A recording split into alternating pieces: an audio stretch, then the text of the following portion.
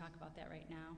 And it was a horrible experience that she had lived for 10 years and never been able to talk to anybody about it because there's so much stigma about it, and people have all this shame about it, and they want to hide it. And I think it's really important that if someone faces something traumatic, that there's no shame in going and asking somebody for help and getting some kind of help for that. And I think, too, just talking and listening is a great gift. That's the main thing ministers do, and counselors, as you all know. Ministry of presence. That's right. Paul says in Romans, weep with those who weep. And for ministers, that can be, wait a minute, I've got all this fancy theory, and I know all about the Bible. I want to, no. Go in and weep with them. Mm-hmm. And that's powerful. And the other thing I wanted to say there in response to you was one way to deal with it is to try to put it into words and journal. So not everybody is oriented that way, but it helped me a lot. I ended up writing a little book about dealing with tragedy called When the World Breaks Your Heart. And we're made to be symbolic people. That's one of the defining features of human beings. So if we can put it into words, it helps. And when you're saying, your massage therapist didn't have a chance to say this, somebody once told me, I think he's right, if you listen to somebody for 15 minutes, you will get on spiritual topics. Because we don't like to listen. We don't let people tell their story. Somebody talked about listening someone into their story, and I think that's a good way to put it. If you just listen, you'll never be able to predict what comes out, and it very often will be healing in that interaction.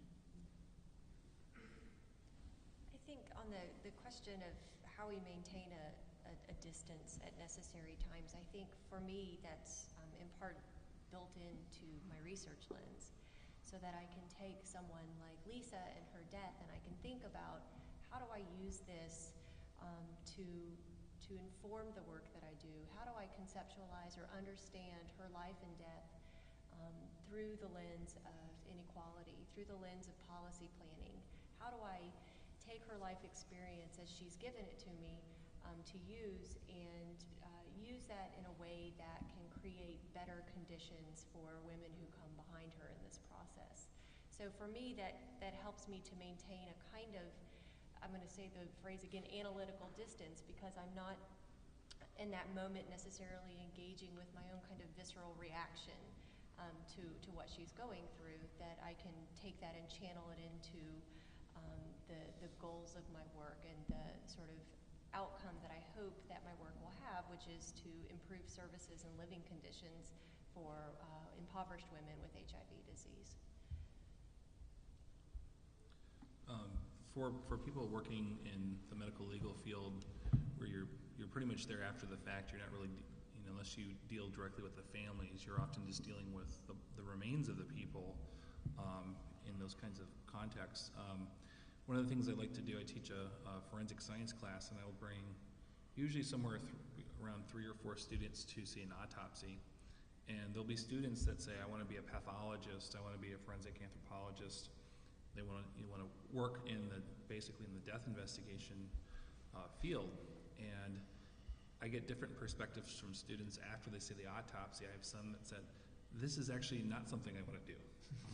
And this has to do with, some people are able to, I think, compartmentalize death, view it from a distance, as you were saying, analytically, which you're studying. You're trying to learn certain pieces of information that are going to be useful for a death investigation, and ultimately to bring closure or help with the justice system in prosecuting somebody if it's a homicide, or just determining what may have happened to someone. And some people are not good at it, and it does take a certain strong stomach, as well as just being able to psychologically deal with some of the intense situations, especially like when you're working on large scale things like mass disasters and things like that.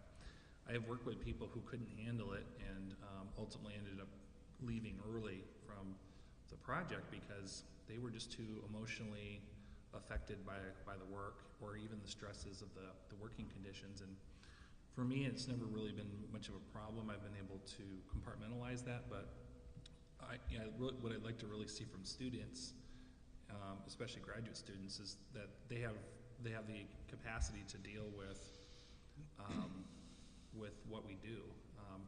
We've had people who had, I know people who say, I can look at anything, the most like human sacrifice, as long as it happened 1,000 years ago. I can look at the worst things that happened to a person, as long as there's no tissue on it, it's just the dry bones and things like that, and they really can't deal with the recent death type of things. And so I don't know why that is, or why there's some people that seem to be able to work in this field fine and cope with it, and others cannot. But I think it's really important that you're able to psychologically deal with the work, and that you can be objective.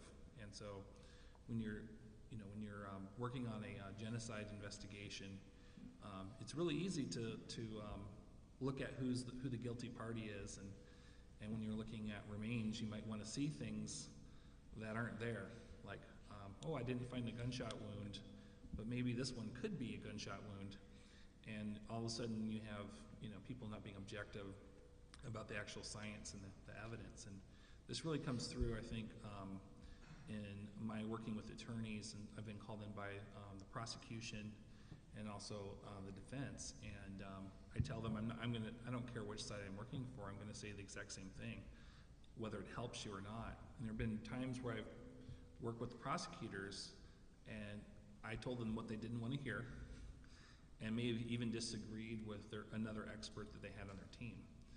And I've worked with defense attorneys where I told them what they didn't want to hear, and they usually just don't use you again. They'll try to find someone else and hope it works out better. But or other times where I was helpful to the defense, even though the person that was being prosecuted might have been a serial murderer and may have being convicted of multiple crimes. And so it's just, I think, being able to maintain the objectivity in the scientific aspects of it is incredibly important for for science and for the justice system. And so it's another aspect to sort of maybe think about. In terms of hospice, there isn't a hospice worker around that wouldn't honestly tell you that they look at their boundaries probably every day, because you're going into people's homes on their turf. You're dealing with their psychosocial, their spiritual, and their physical issues all at once. They want to make you cake. They want to know your kids' names. They want to know where you go to church. They want to know about, you become part of their family in many ways. And you do have to check your boundaries a little bit, because once that person dies, you're not going to that house anymore. And how does that feel? And it almost feels like a divorce in some ways. So you do have to watch that, and that's why I mentioned the team, because the team is your check and balance.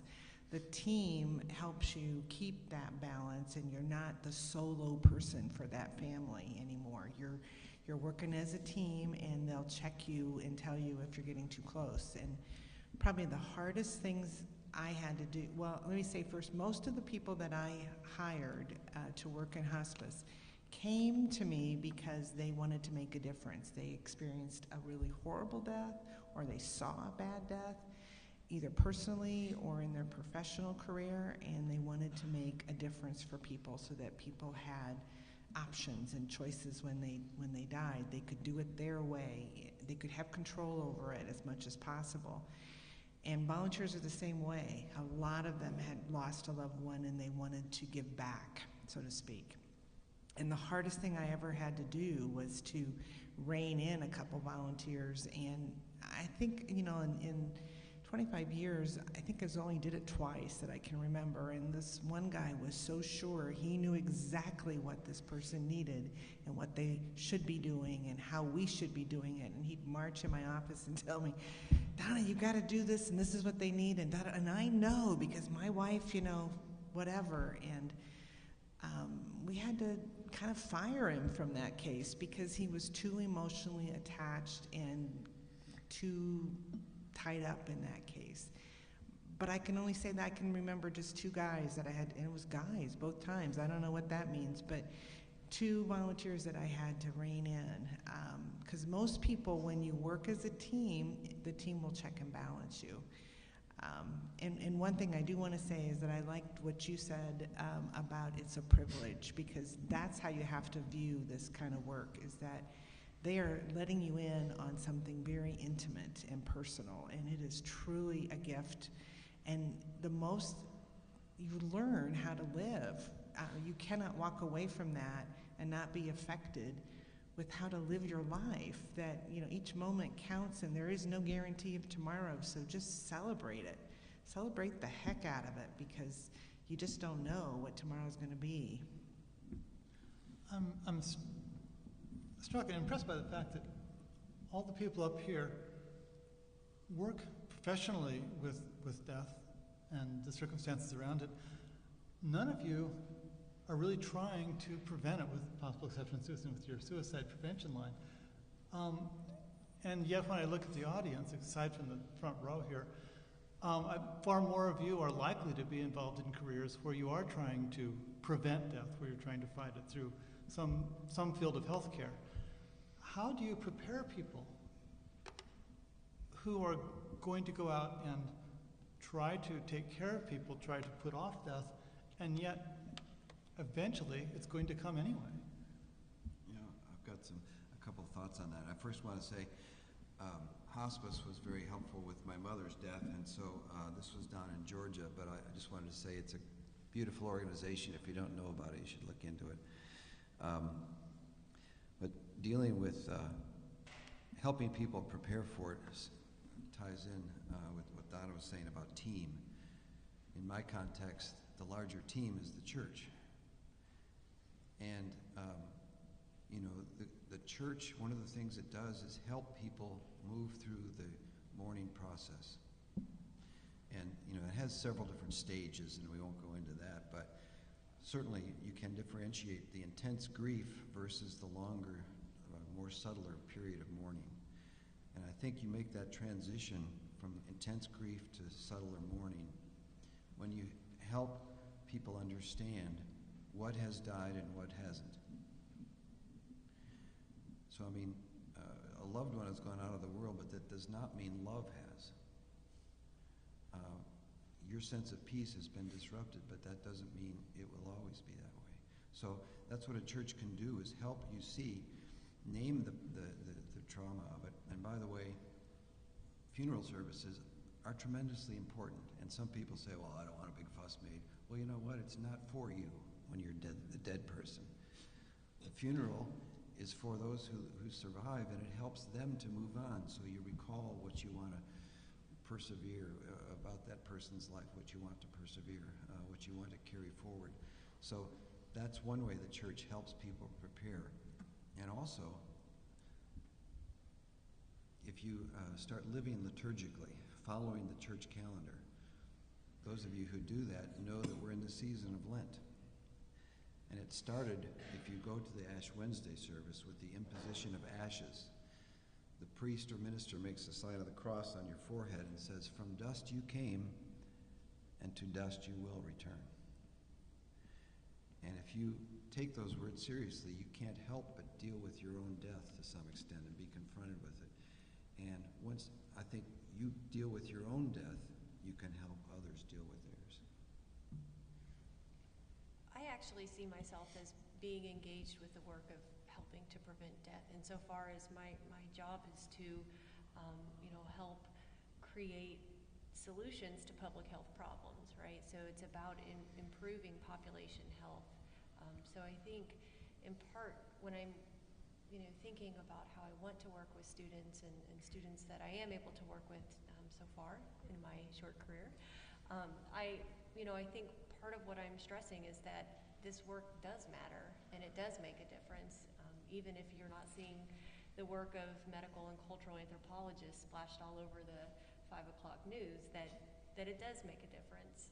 And so, even as we're witnessing oftentimes conditions of human suffering and sometimes misery, we're not doing it just for the sake of being there. We're doing it with purpose.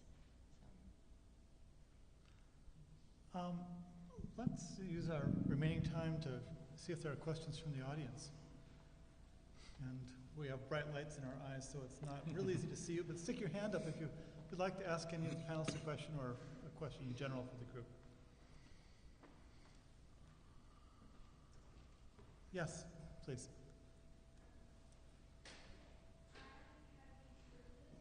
Can you stand up, please? Maybe we can hear you better. Thank you. Oh, here comes a mic. Great.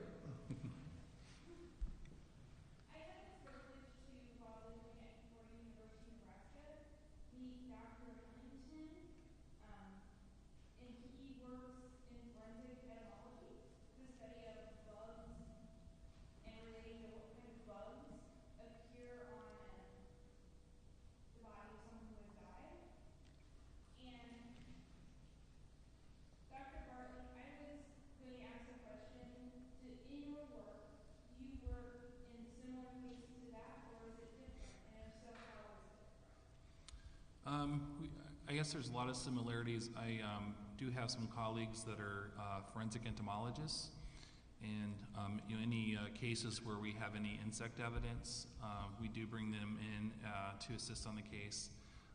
Sometimes we'll contact law enforcement and say, have you used an entomologist? And they'll say, what's that? And so we'll tell them what information they can provide, possibly determining or estimating the time since death. And if that's something that they're interested in the case, we certainly will put them in contact with somebody. We do have an entomologist on our campus who, he would probably not call himself a forensic entomologist, but he does do some consulting, and some of his graduate students are doing forensic entomology types of research. And so I'd say that maybe on 1/10 of our cases or so might involve entomology.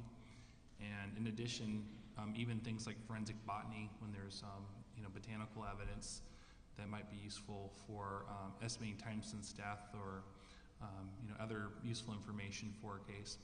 So we definitely don't work in a vacuum. We try to work with as many other forensic investigators as we can. We're a little isolated in Northern California. We don't actually have a medical examiner system in the county. So, and our nearest forensic dentist is about 2 hours away. So, but we try to work with people as much as possible when we can put our heads together and provide better information for resolving these cases. Are there other questions?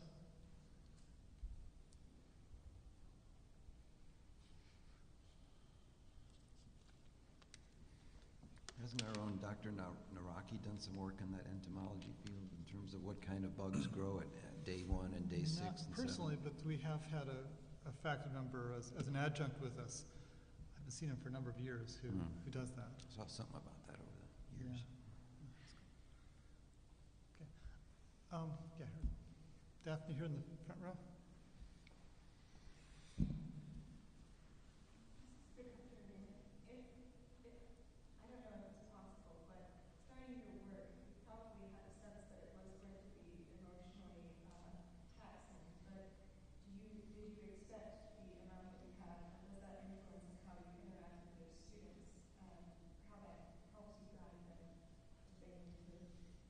So when I started this work, it was as a master's student, and I had no idea what I was getting myself into at all.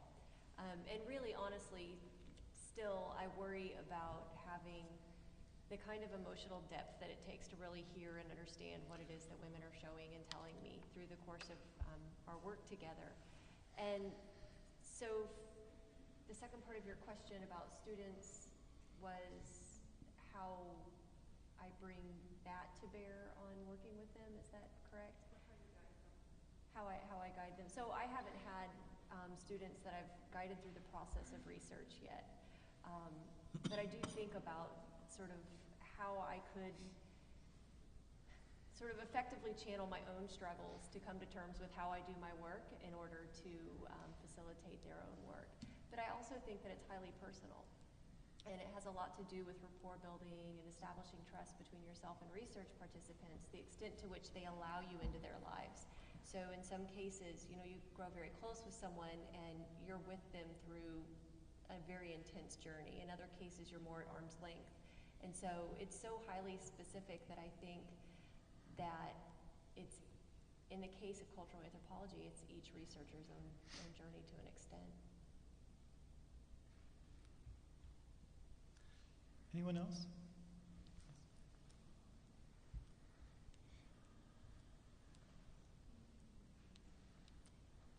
One of you mentioned that a lot of times working with students, you can kind of get a feel for whether they'll emotionally be able to handle it or not. After you've chosen a path of study that you have, would you ever ask yourself, would you make that decision again now that you know how emotionally taxing it is? I guess I'm just asking, would you still choose to do what you do now that you know? That could be for any of you. Well, I'll just say briefly, I was trained as an academician. I got a seminary degree and a master's in philosophy and then a PhD in theology, and I thought that was when I was going to be. But then I did feel called to go into chaplaincy, and I think my work with chaplaincy, I couldn't have predicted. I wouldn't have known if I was ready for what I was going to see. But it's, what I found is reflected in this popular song. I think it's by Carole King. Probably showing my age here, but one of the verses is, "There's more room in a broken heart." There's more room in a broken heart. So in a sense, don't fear having your heart broken. You know you're going to confront this family that just had their loved one taken from them, and you don't want to enter into it. You want to hold back, but once you take that step in and you enter into their brokenness, I'll just speak out of my faith. I think God's Spirit meets you there. And so there's more room in a broken heart. Hold on to that. I have no regrets about going into this field, and we've produced some great students. They've gone on to different directions, sometimes more interested in prehistory than forensics, but I think for the most part, people who stick with it, stay with it, and I don't think regret it unless they can't find a job. But it's, I think being an anthropologist, regardless of what you do, can be very satisfying and addictive, so in a good way.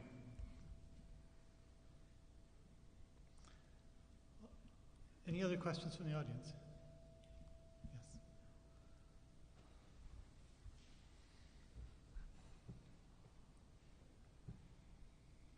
I have a question about Clement.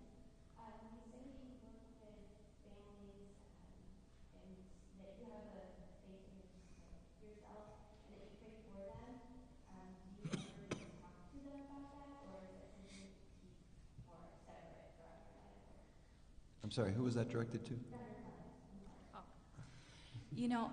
In counseling, we believe that you have to practice within anyone else's spiritual beliefs. I mean, you don't put your beliefs on somebody else, And so whatever it is that's within that person's belief system, if that's something that's helpful to them, then that's something that you may talk to them about. But what I'm talking about more is about what I'm doing with the stuff that I have in my head and my heart that I carry, because I do believe that, not very many people listen in the world, really. They really are talking, or they're waiting for their turn to talk. Very few people are actually sitting down and listening to you, and I think that's really the thing. If you can really put all your stuff on the back burner and really be present with someone, that's all anybody really wants, is to feel understood. But therefore, you also sometimes have some stuff that you're carrying around, and rather than take it with you, and if you can just do something with it. And there's many things I'll tell counseling students. Well, you could wash your hands when you're done with the session and just say, I'm done with that. Or you could imagine it drain down your body into the ground. Or you can say a prayer and say, look, I've done my best, I've showed up. And like you said, if you're there, maybe God's there too, that if you're a clear conduit, then you're also, giving that to the person. But when I'm done, I need to hand it over, because I don't need to carry it around. I have a lot of stuff in my head that, I really don't want to have in my head. And I really do feel for people, so I can feel it. So I need to say, okay, I've done my best and showed up and been present, and now, I'm going to turn it over and say, this is in your hands. It always wasn't in someone else's hands, in God's hands, and not in my hands anyway. So, if that's not in the person's belief system, I'm not trying to convince them that that's what they should do. This is just what I'm doing for myself to deal with it. I want to add one more thing, too. I think the most important thing for y'all to remember and keep in mind when you're in these situations, just be real. Be absolutely real. When I deployed 3 different times to work on the psychiatric floor of the hospital in Langdon, Germany, where they bring the injured from Iraq and Afghanistan, I was the chaplain on the psych ward, 9 Charlie. And before I had my spiritual wellness group, one thing that absolutely helped was a conviction that I'm just going to be absolutely real. If they don't believe my beliefs, that's fine. I'm going to speak about what's real for me. If I have doubts, I'll name those. If I have angers, I'll own that. So that's, I think, the most important thing spiritually I could tell you all. Whatever your reaction is, be real. It doesn't mean you always have to share it, but be conscious of it. Be real. The other thing that I was thinking is people are very hesitant to talk about death, and my children, one of my sons is here, knows that I talk about death, and I think the reason I do that is because I don't want them one day to say, she's gone, and so I want them to know how much I enjoyed my life and let them know what I want and what I think, so that I've had, clients who said, my husband died, I had no idea what he wanted. I have no idea whether he wanted to be buried or cremated or whether he had a life insurance policy or anything like that. I think it's a very real thing, so I think it's important to be able to talk to the people around you about, that you're going to die, and that whatever you have to say. I mean, like someone said, you don't know how long you're going to be here, so be grateful and express how you feel to people. And let them know that you love them, and, talk to them about your death. Not always the most cheerful topic. Like, oh, mother, oh, no.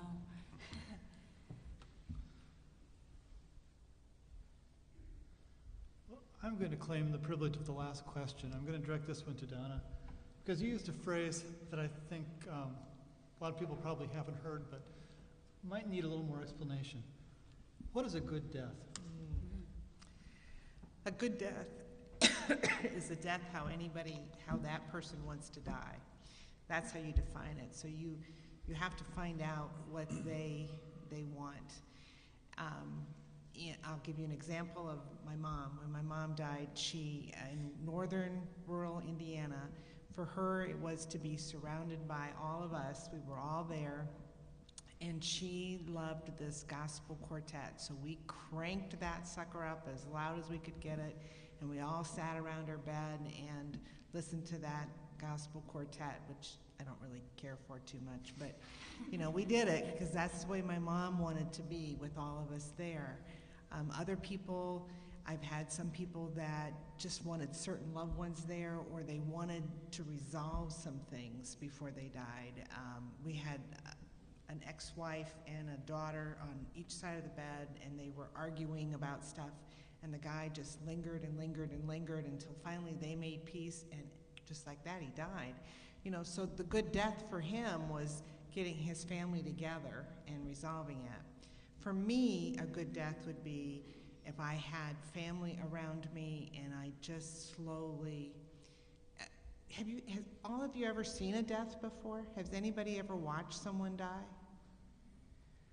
Oh my, not very many. But what actually happens when someone dies, and this is my definition of a good death, is that the person very calmly, quietly, respirations just become more shallow and more quiet, and they just gradually stop breathing. To me, that would be a good death. If I know in advance that I'm going to die, I want to have my people around me in my own bed and be comfortably surrounded with them. So good death is whatever you define as a good death. Does that make sense? Okay. Thank you very much. And I'd like to thank all of the panelists here. Please give them a round of applause.